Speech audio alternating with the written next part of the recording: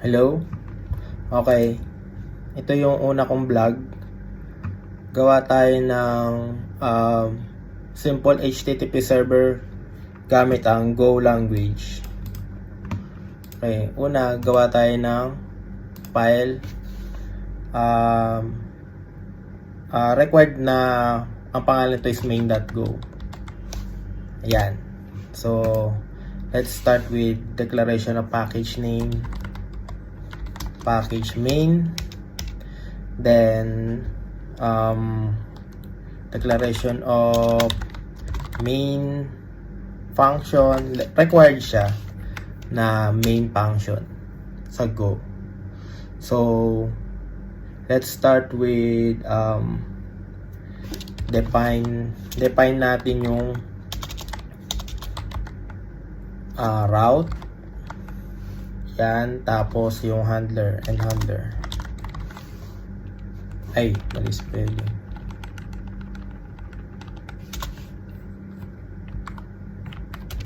Yan, and then dito, dito natin i-start yung server. Support 8080. Yan. So first, import natin yung library na net HTTP pala. net/HTTP. Yan. Tapos, gawa tayo ng function sa labas ng main function na ang pangalan is hello handler. Yan. Tapos, open close parenthesis, tapos ganyan ako magawa ng kino-close ko kagad yung parenthesis, tapos kino-close ko rin yung itong tawag dito, curly braces, para hindi ko makalimutan. Common kasi yun na nakakalimutan. Ayan, so writer is http.responseWriter. Yan, tapos another parameter is request. May pointer to http.request. Yan. So, magpiprint tayo ng hello world. Gamitin natin yung library na fmt. Call natin siya sa import. Yan. Tapos, saka natin siya gamitin dito. fmt. Tapos yun, lalabas na yung mga function method na gusto natin gamitin. fmt.f print f, tapos yung writer response writer is in w, so yun, w lalagay natin dito sa parameter. Tapos yung mga ilalagay natin na ipiprint, so isa lang naman gusto natin i-print is yung hello world. Yan.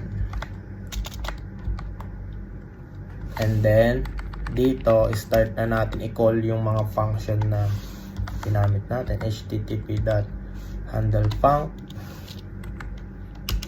tapos na-call na pala, di ko napansin. Yan.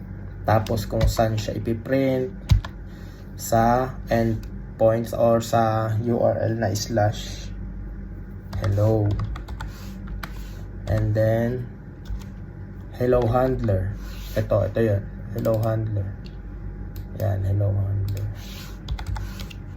handler. Tapos dito sa baba, dito natin i-call yung http.listen and serve.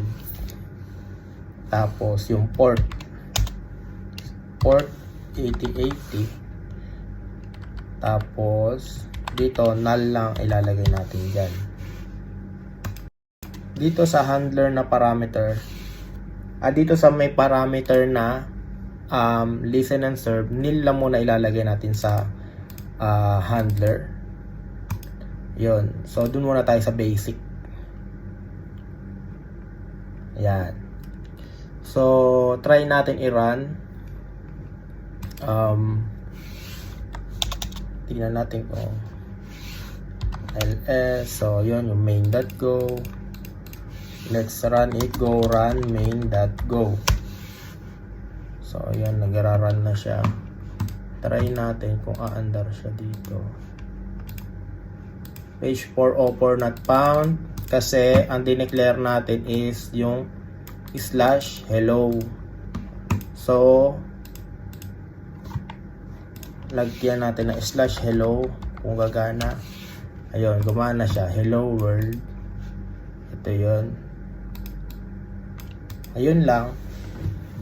Thank you.